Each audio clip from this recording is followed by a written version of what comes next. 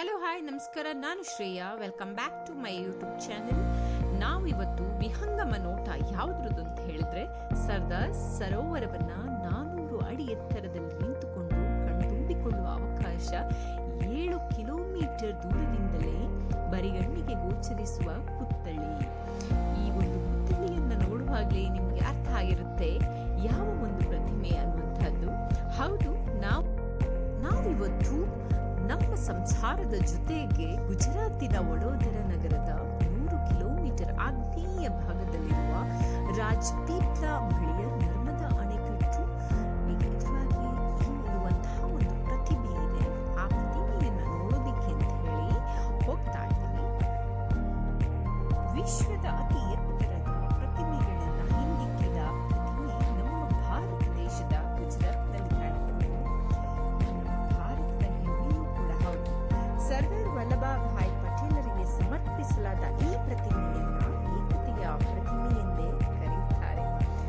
ಅತ್ಯದ್ಭುತವಾದಂತಹ ಒಂದು ಅನುಭವವನ್ನ ಪಡೆಯೋದಿಕ್ಕೆ ನಾವು ನನ್ನ ಒಂದು ಕುಟುಂಬದೊಂದಿಗೆ ನಾವು ಆ ಪ್ರತಿಮೆಯ ಅಥವಾ ಪುತ್ಥಳಿ ಸರ್ದಾರ್ ವಲ್ಲಭಭಾಯಿ ಪಟೇಲರ ಒಂದು ಪುತ್ಥಳಿಯನ್ನು ನೋಡೋದಿಕ್ಕೆ ಕಣ್ತುಂಬಿಕೊಳ್ಳೋದಿಕ್ಕೆ ಅಂತ ಹೇಳಿ ಒಂದು ದಿನದ ಒಂದು ಟ್ರಿಪ್ ಅನ್ನ ಯೋಚನೆ ಮಾಡ್ಕೊಂಡು ಹೊರಟಿದ್ವಿ.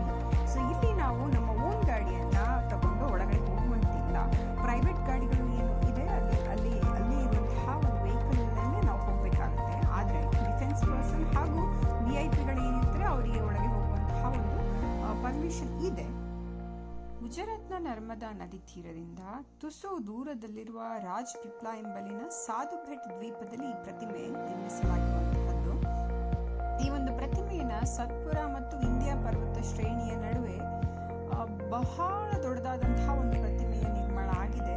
ಗುಜರಾತ್ನ ಕೇವಾಡಿಯಾ ಪಟ್ಟಣದಿಂದ ಈ ಪ್ರತಿಮೆ ಬಳಿ ತೆರಳೋದಕ್ಕೆ ಅಂತ ಹೇಳಿ 3.5 ಕಿಲೋಮೀಟರ್ ಹೆದ್ದಾರಿ ಏನು ನ್ಯಾಷನಲ್ ಹೈವೇ ಏನಿದೆ ಮಾರ್ಗ ಸಿಗುವಂತಹದ್ದು. ಇದು ಸಿಟಿಯಿಂದ ತುಂಬಾನೇ ದೂರ ಇರುವಂತಹ ಒಂದು ತುಂಬಾ ಪ್ರಶಾಂತವಾದಂತಹ ಒಂದು ಸ್ಥಳದಲ್ಲಿ ನಿರ್ಮಾಣವಾಗಿರುವಂತಹದ್ದು ಬಹಳ ವಿಶೇಷ ಅಂತ ಹೇಳ್ಬೋದು.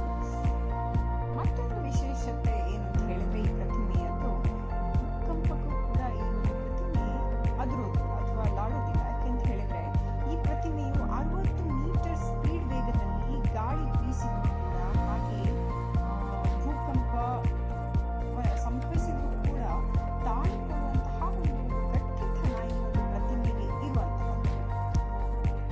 ಈ ಒಂದು ಸ್ಟ್ಯಾಚ್ಯೂ ಆಫ್ ಯೂನಿಟಿಯನ್ನು ನಾವು ಹೆಚ್ಚಾಗಿ ಗುಜರಾತಿನ ವಡೋದರದಲ್ಲಿದೆ ಅಂತ ಹೇಳ್ಕೊಳ್ತೀವಿ. ಬಟ್ ಇದು ಏನು ಅಂತ ಹೇಳಿದ್ರೆ, ಗುಜರಾತಿನ ವಡೋದರದಿಂದ 100 ಕಿಲೋಮೀಟರ್ ಆಗ್ನೇಯ ಭಾಗದಲ್ಲಿರುವಂತಹ ಒಂದು ರಾಜ್ಪೀಪ್ಲಾ ಬಳಿಯ ನರ್ಮದಾ ಅಣೆಕಟ್ಟಿದೆ. ಆ ಒಂದು ಅಣೆಕಟ್ಟಿಗೆ ಎದುರಾಗಿ ನಿರ್ಮಿತವಾಗಿರುವಂತಹ ಒಂದು ಪ್ರತಿಮೆ ಇದು.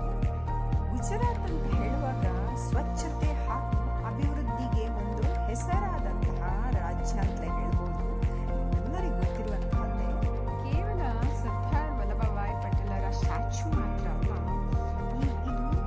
ಈ ಪ್ರತಿಮೆ ಏನಿದೆ ಭಾರತದ ಪ್ರವಾಸೋದ್ಯಮವನ್ನ ಹೆಚ್ಚಿಸಿರುವಂತಹದ್ದು. ಗುಜರಾತ್ನಲ್ಲಿ ಇಂತಹ ಒಂದು ಅದ್ಭುತವನ್ನ ಕಾಣೋದಿಕ್ಕೆ ಅಂತ ಹೇಳಿ ದೇಶದ ನಾನಾ ಭಾಗಗಳಿಂದ ಅಷ್ಟೇ ವಿದೇಶಗಳಿಂದ ಭೇಟಿ ಮಾಡೋದಕ್ಕೆ ಪ್ರವಾಸಿಗರು ಬರ್ತಾರೆ. ಕೇವಲ ಪ್ರತಿಮೆ ಮಾತ್ರ ಅಲ್ಲ, ಇಲ್ಲಿ ಸಾರ್ವಜನಿಕರಿಗಾಗಿ ಮ್ಯೂಸಿಯಂ ಕೂಡ ಇದೆ, ಗ್ಯಾಲರಿ ಕೂಡ ಇದೆ.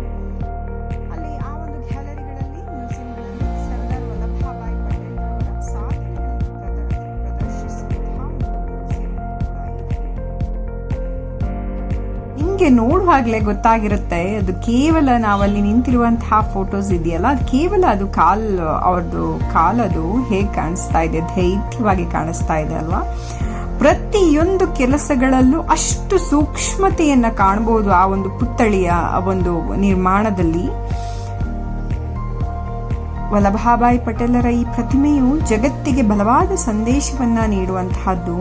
ವೈವಿಧ್ಯತೆ, ಸಮಗ್ರತೆ, ಐಕ್ಯಮತ್ಯ, ಇನ್ನಿತರ ಒಂದು ಯೂನಿಟಿಯ ಬಗ್ಗೆ ತಿಳಿಸುವಂತಹ ಒಂದು ಪ್ರತಿಮೆ ಇದಾಗಿರುತ್ತೆ.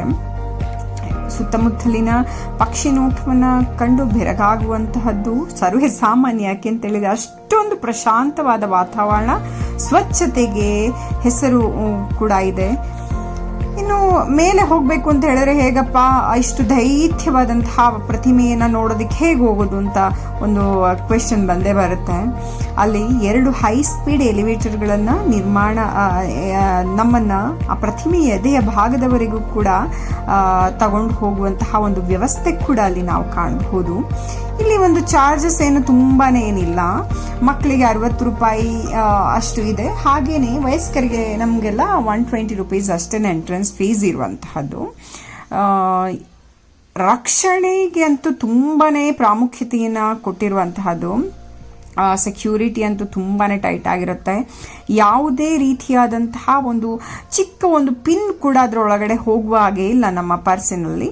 ಅಷ್ಟು ಚೆಕಿಂಗ್ ಇರುತ್ತೆ. ಎಲ್ಲವನ್ನು ಕೂಡ ನೋಡಿನೇ ಬಿಡುವಂತಹದ್ದು. ಸಿಗರೇಟ್ ಆಗಿರ್ಬೋದು, ಲೈಟರ್ಗಳಾಗಿರ್ಬೋದು, ಇನ್ನಿತರ ಕೆಲವೊಂದು ವಸ್ತುಗಳನ್ನು ಅವರು ತಗೊಂಡು ಹೋಗೋದಕ್ಕೆ ಪರ್ಮಿಷನ್ನೇ ಕೊಡೋದಿಲ್ಲ. ಅಲ್ಲೇ ತಗೊಂಡು ಇಟ್ಕೊಂಡು ಬಿಟ್ಟಿರ್ತಾರೆ. ರಿಟರ್ನ್ ಅಂತೂ ನಮಗೆ ಕೊಡೋದಿಲ್ಲ.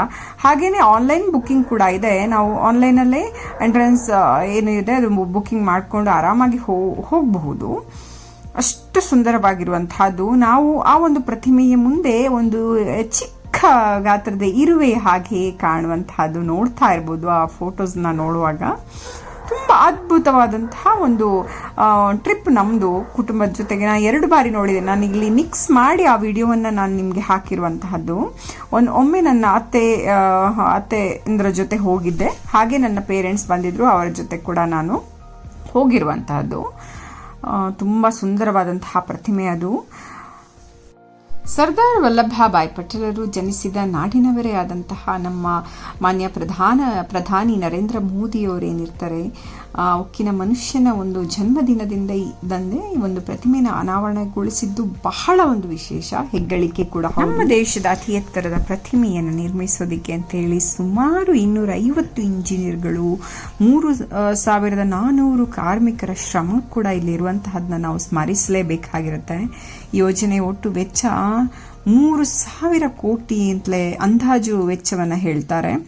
ಸೊ ಈ ಒಂದು ಟ್ರಿಪ್ ಅಂತೂ ನಮಗಂತೂ ತುಂಬಾ ಮೆಮೊರೀಸ್ನಲ್ಲಿ ಉಳಿಯುವಂತಹ ಒಂದು ಟ್ರಿಪ್ ಆಗಿರುತ್ತೆ. ಯಾಕೆಂತ ಹೇಳಿದರೆ ಕುಟುಂಬದೊಂದಿಗೆ ಯಾವುದಾದ್ರೂ ಒಂದು ಸ್ಥಳಕ್ಕೆ ನಾವು ಭೇಟಿ ಕೊಟ್ಟರೆ ಅದರಷ್ಟು ತುಂಬ ನಮ್ಮ ಸ್ಮರಣೆಯಲ್ಲಿ ಉಳಿಯುವಂತಹದ್ದು. ಮತ್ತೊಮ್ಮೆ ಹೋಗಬೇಕು ಅನಿಸಿದ್ರೂ ಹೋಗೋದಿಕ್ಕೆ ಆಗೋದಿಲ್ಲ. ಆ ಒಂದು ಸಂದರ್ಭದಲ್ಲಿ ನಾವು ನೋಡಿ ಅದನ್ನು ಖುಷಿ ಪಟ್ಕೊಂಡು ನಮ್ಮ ಒಂದು ಮೆಮೊರಿಯಲ್ಲಿ ಇಟ್ಕೊಂಡ್ರೆ ತುಂಬ ಅದ್ಭುತವಾಗಿರುತ್ತೆ. ಈ ವಿಡಿಯೋ ಇಷ್ಟ ಆಗಿದ್ರೆ ಪ್ಲೀಸ್ ಸಬ್ಸ್ಕ್ರೈಬ್ ಮಾಡಿ.